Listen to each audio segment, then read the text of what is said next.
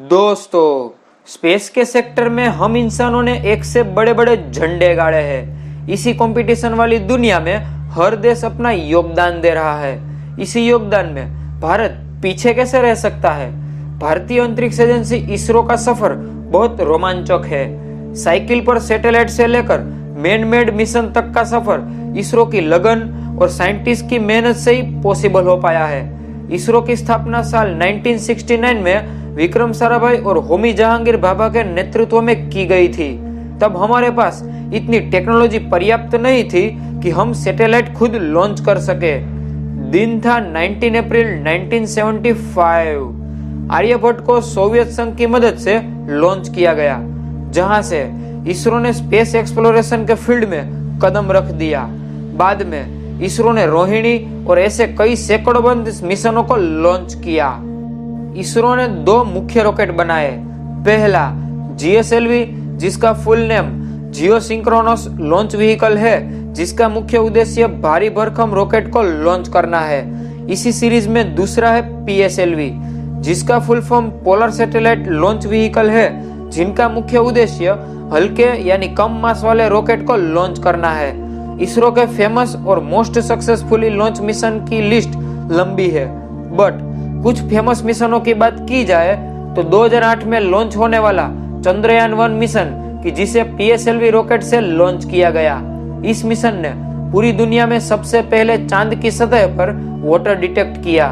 बाद में मंगलयान 1 मिशन यानी मार्स ऑर्बिटर मिशन, जिसे शॉर्ट में मोम के नाम से भी जानते हैं, उसकी सफलता ने इंडिया को मंगल ग्रह की ऑर्बिट में पहुंचाने वाला वर्ल्ड का 4th कंट्री बना दिया और फर्स्ट अटेम्प्ट में मंगल की ऑर्बिट में पहुंचने वाला फर्स्ट कंट्री बना दिया।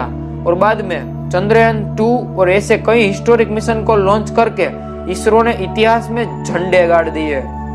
क्या यह जर्नी यहीं पर रुक जाएगी कि आगे भी इसरो ऐसे ही हिस्टोरिक मिशन को लॉन्च करने वाला है? क्या होगी इसरो की आगे की रणनीति? साल 2022 में इसरो कौन से मिशन को लॉन्च करेगा? और क्या इसरो जैसी स्पेस एजेंसी का शुरुआती नेम क्या था? अगर आप स्पेस लवर होंगे और स्पेशली इसरो के फैन होंगे तो आपको जरूर पता होगा। अगर आपको पता है तो वीडियो को पॉज करके जल्दी से कमेंट बॉक्स में कमेंट कीजिए। अगर नहीं पता तो वीडियो में बने रहे। तो शुरू करते हैं आज का यह एपिसोड, जिसका टाइटल है इसरो स्पेस मिशन इन 2022।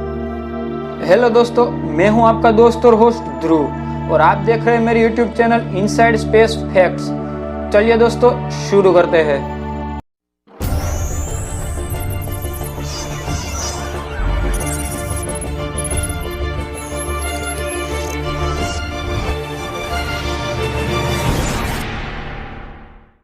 जिसमें पहला मिशन है गगनयान मिशन, जो हमारा पहला मैन मेड मिशन होगा, जिसमें 3 एस्ट्रोनॉट को अंतरिक्ष की सैर पर भेजा जाएगा। गगनयान मिशन भारत का first human space flight program होगा। इस मिशन का उद्देश्य लोअर अर्थ ऑर्बिट को ह्यूमन स्पेस फ्लाइट मिशन शुरू करने के लिए आत्मनिर्भरता का प्रदर्शन करना है। इस मिशन की कुल लागत करीबन 9000 करोड़ है।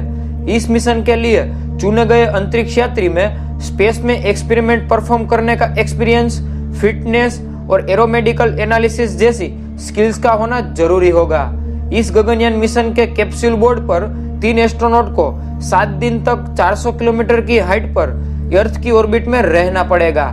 गगनयान मिशन को करीब इस साल के अंत तक और 2023 के शुरुआत तक लॉन्च होने का अनुमान होगा। इसी लिस्ट में दूसरा मिशन है चंद्रयान 3। इसी मिशन के जरिए हमारे नेचुरल सैटेलाइट यानी चंदा मामा पर रोवर पहुंचाने का प्लान बनाया है। इसरो इस मिशन को अगस्त 2022 में लॉन्च करने के लिए तैयार है। इस मिशन का मुख्य उद्देश्य चंद्रयान 2, जहां सॉफ्ट लैंडिंग गाइडेंस सॉफ्टवेयर में लास्ट मिनट टेक्निकल प्रॉब्लम को लेकर सॉफ्ट लैंडिंग प्रयास को सक्सेसफुली ऑर्बिट में पहुंचने के बाद विक्रम लैंडर में थोड़ी टेक्निकल खामी के चलते प्रॉपर टाइमिंग पर लैंड नहीं कर पाया। यही भूल को सुधारने के उद्देश्य से चंद्रयान 3 मिशन को लॉन्च किया जाएगा, जो चंद्रयान 2 मिशन का रिपीट होगा।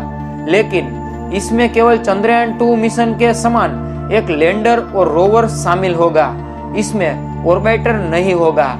चंद्रयान 3 मिशन का कुल खर्च 615 करोड़ होगा। आइए अब जानते हैं इसरो के पुराने नाम के रहस्य के बारे में। जब भारत देश आजाद हुआ तब के इस दौर में हर जगह जश्न का माहौल था। तब हमारे भारत देश में सभी सेक्टर की, उसमें डिफेंस हो या चाहे टेक्नोलॉजी रिलेटेड हो, उसका विकास करके भारत का नाम रोशन करना था। तब स्पेस एक्सप्लोरेशन के फील्ड में मांग उठी और फिर मांग आई साइंटिस्ट की। तब विक्रम साराभाई के नेतृत्व पर 1962 में डिपार्टमेंट ऑफ एटॉमिक एनर्जी के तहत तब के प्राइम मिनिस्टर जवाहरलाल नेहरू द्वारा इंकोस्पार की स्थापना की गई, जिसका full form Indian national committee for space research है। साल 1969 में डिपार्टमेंट ऑफ एटॉमिक एनर्जी यानी DAE के तहत इंकोस्पार से नाम बदलकर इसरो रख दिया।